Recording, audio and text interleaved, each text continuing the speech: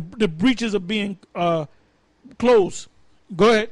It says that they might there keep their statutes which they never kept in their own land.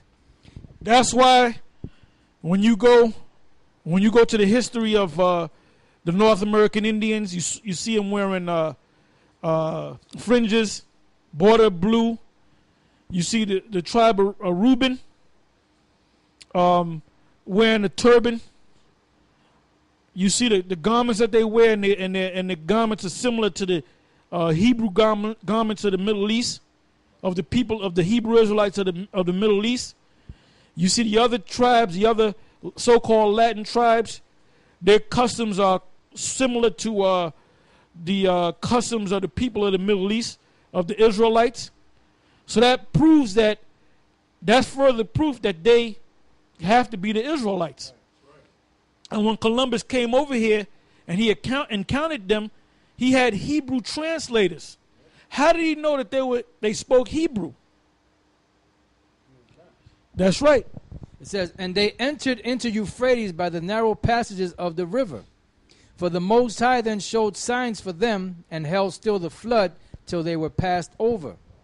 For through that country there was a great way to go, namely of a year and a half, and the same region is called Arsareth. Right, it says, namely a year and a half. Now, I did some research on Christopher Columbus. I put in how long did it take Christopher Columbus to come over here to the New World, to the Americas. Some historians say it took him about 30 days. Others say it took anywhere from 30 days to 2 months. Some say that it took 90 days, or about 90 days, which 90 days seemed to make sense, but they said that you had storms. So he did. I think he made 3 voyages, if I'm not mistaken. Anyway, you had a clear passage to go to the Americas, and then maybe another voyage to America, because after him dying, you had this guy Amerigo Vespucius that went over, and other navigators that went back and forth from Europe, Spain, Italy, and all of Europe to the Americas. So some ships took maybe a month and a half, some took 3 months. So now they're coming from Europe. Pull up a map, brother. Pull up a map. So I want to see it myself. Just pull up the world map.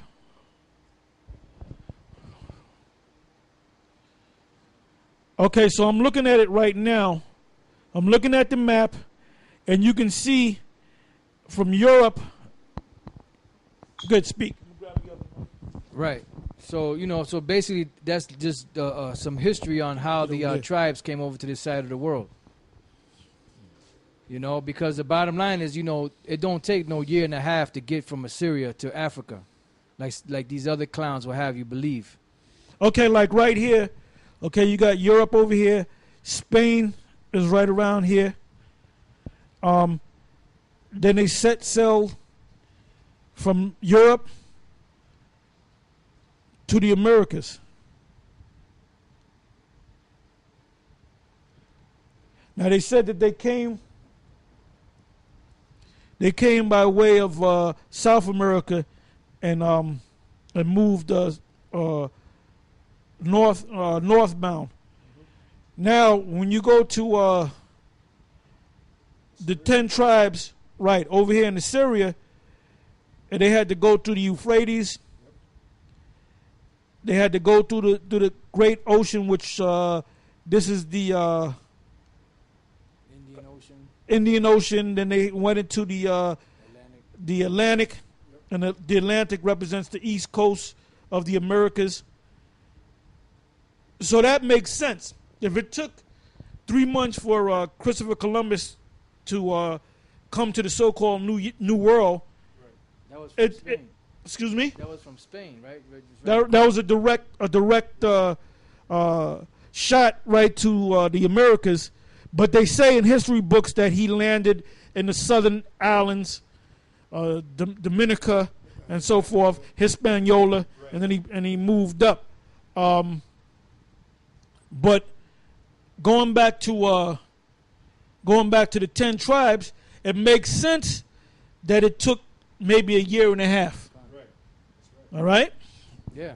Hey, because by the time of Christopher Columbus was what, like 1500s, the ships that they had were a lot better technology. That's right. You know, the boats that they had back then, you know, didn't navigate as fast as the boats that came in later in history. And if I may add, they had to sail around the Horn of Africa. Exactly. That's why I pointed that out. Yep, That's why I pointed that out. Yep. Which is known for storms. Yeah, but the Most High said he cleared the storms. Yeah. He cleared But that the proves that they had to go. You know, yep, that's right. Yeah, that's right. Because the Horn is, that's known in history. If you go into that history, that there's a lot of storms, rough seas. Right. But the Most High held back those storms. All right. So go ahead. Right. It says, then dwelt back in 2 Esdras 13 and 46. Then, I read 45. For through that country there was a great way to go, namely of a year and a half, and the same region is called Arsareth. Then dwelt they there until the latter time. And now when they shall begin to come, the highest shall stay the springs of the stream again, that they may go through. Therefore sawest thou the multitude with peace. But those that be left behind of thy people are they that are found within my borders. Now, yeah, that's Judah, Benjamin, and Levi.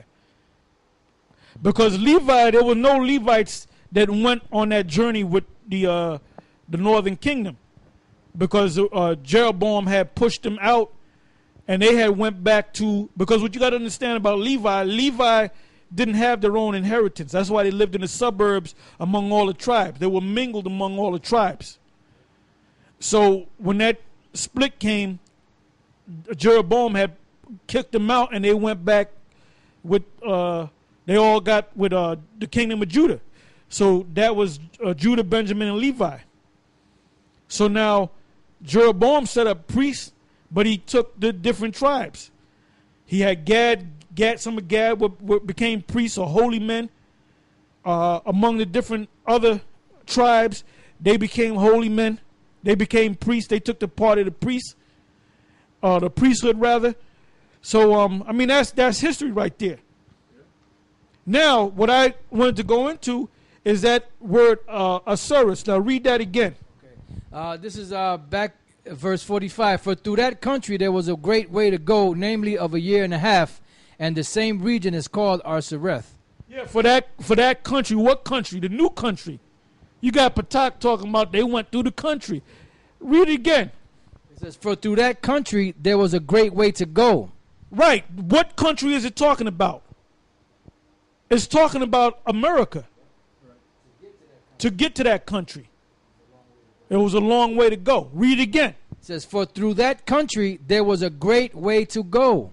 Yeah, so they didn't go on the land, they went on the sea. And even scholars know that. But anyway, the place, what was the place? The place? Now I'm going to show you something. Brothers say, well, that's a Latin word meaning that, and this means this. Give me the book of Deuteronomy, the 29th chapter, and start from the 24th verse.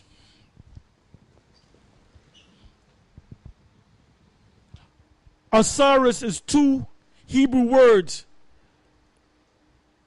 that when you put together, when you read it in the Apocrypha, it sounds like one word, but it's two Hebrew words. Go ahead, read. What is it? Deuteronomy 29? 29, 20.